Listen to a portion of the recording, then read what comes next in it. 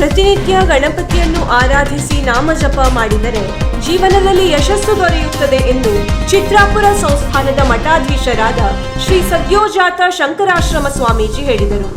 ಅವರು ಸಾಲೆಮನೆಯ ಮಠದ ಶ್ರೀ ಸಿದ್ಧಿವಿನಾಯಕ ದೇವಸ್ಥಾನ ಪುನರ್ ನಿರ್ಮಾಣ ಪುನರ್ ಪ್ರತಿಷ್ಠಾ ಅಷ್ಟಬಂಧ ಬ್ರಹ್ಮಕಲಶೋತ್ಸವ ಕಾರ್ಯಕ್ರಮದಲ್ಲಿ ಆಶೀರ್ವಚನ ನೀಡಿದರು. ಕಾರ್ಯಕ್ರಮದ ಅಧ್ಯಕ್ಷತೆ ವಹಿಸಿ ಮಾತನಾಡಿದ ದೇವಸ್ಥಾನದ ಆಡಳಿತ ಮಂಡಳಿ ಅಧ್ಯಕ್ಷ ಮಂಜುನಾಥ್ ಎನ್ ನಾಯ್ಕ್, ದೇವಾಲಯದ ಕಾರ್ಯವನ್ನು ಕೈಗೆತ್ತಿಕೊಂಡು ದೇವರನ್ನು ಬಾಲಲಯದಲ್ಲಿ ಸ್ಥಾಪನೆ ಮಾಡಿ ಕುಂಭ ಸ್ಥಾಪನೆ ಮಾಡಿದಂದಿನಿಂದ ನಡೆದ ಅಭಿವೃದ್ಧಿ ಕಾರ್ಯಗಳ ಸಂಪೂರ್ಣ ಚಿತ್ರಣವನ್ನು ನೀಡಿದರು.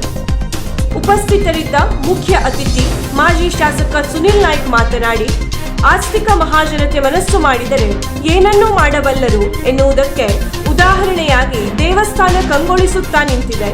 ಇಲ್ಲಿನ ಜನರ ಶ್ರಮ, ಶ್ರದ್ಧೆ, ದೈವ ಬಲವೇ ದೇವಸ್ಥಾನವು ಅದ್ಭುತವಾಗಿ ಮೂಡಿಬರಲು ಕಾರಣವಾಗಿದ್ದು, ಈ ಭಾಗದ ಜನರ ಇಚ್ಛೆ ಸಿದ್ಧಿಸುವ ಸಿದ್ಧಿವಿನಾಯಕನ ಕೀರ್ತಿ ಇನ್ನಷ್ಟು ಬೆಳಗಲಿ ಎಂದು ಆಶಿಸಿದರು. ವೇದಿಕೆಯಲ್ಲಿ ದೇವಾಲಯ ಸಮಿತಿಯ ಗೌರವಾಧ್ಯಕ್ಷ ಶಿವಾನಂದನ್, ಗೌರವ ಕಾರ್ಯದರ್ಶಿ ನಾಗೇಶ್ ದೇವಾಡಿಗ, ಗ್ರಾಮ ಪಂಚಾಯತ್ ಅಧ್ಯಕ್ಷ ಭಾಸ್ಕರ್ ದೈಮನೆ, ದೇವಸ್ಥಾನ ಸಮಿತಿಯ ಗೌರವಾಧ್ಯಕ್ಷ ನಾಗೇಶ್ ದೇವಾಡಿಗ, ದೇವಸ್ಥಾನ ಕಮಿಟಿಯ ಸದಸ್ಯರು ಮುಂತಾದವರು ಉಪಸ್ಥಿತರಿದ್ದರು. ಮಾಡಿದರೆ ಭಕ್ತಿಯಿಂದ ಪ್ರಾರ್ಥನೆ ಮಾಡಿದರೆ ಸ್ಪಷ್ಟವಾಗಿ ನಿಶ್ಚಿತವಾಗಿ ಈ ಜೀವನದಲ್ಲಿ ನಿಮಗೆ ಸಫಲತೆ ಪ್ರಾಪ್ತದೆ. ಇದು ಸ್ವಲ್ಪ ಸೂಕ್ಷ್ಮ ಚಿಂತನ ಉಲ್ಲೇಖ ಇದ್ದಷ್ಟೇ. ಬೇರೆ ಒಂದು ನಿಮಗೂ ಗೊತ್ತಾಗಬೇಕು. शिवपुराण एक कथ आसा. ते कथ म्हणून आमी चिकेची आमची गेल्यान सांगता ती नाजल्यार अर्थ जायच ना. त्रिपुरासुर भयंकर ಒಂದು ಅಸುರ ಪ್ರಾದುರ್ಭಾವ झाला. ಯಾವ ರೀತಿ ಇದಕ್ಕೆ ಜೋಡಿಸಿದ್ದಾರೆ ಅಂತ ಹೇಳಿದ್ರೆ ನಿಜವಾಗ್ಲೂ ತುಂಬಾ ಸಂತೋಷ ಆಗ್ತದೆ.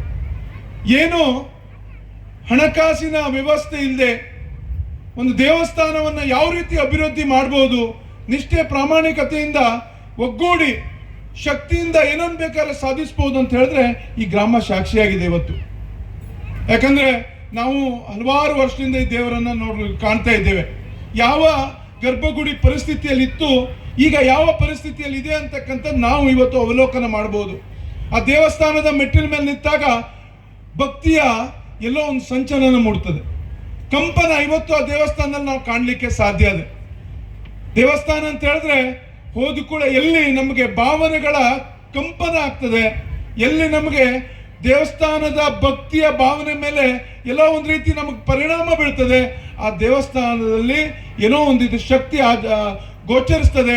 ಇವತ್ತು ನೀರ್ಕಂಠದ ಶ್ರೀ ವಿದ್ಯಾ ದೇವಸ್ಥಾನದಲ್ಲಿ ನಾವು ಅದನ್ನ ಕಾಣಲಿಕ್ಕೆ ಸಿಗ್ಬೋದು. ವೀಕ್ಷಕ ಮಹಾಪ್ರಭುಗಳೇ, ನಮ್ಮ ಚಾನಲ್ ಅನ್ನು ಸಬ್ಸ್ಕ್ರೈಬ್ ಮಾಡಿ, ಶೇರ್ ಮಾಡಿ, ಪ್ರೋತ್ಸಾಹಿಸಿ.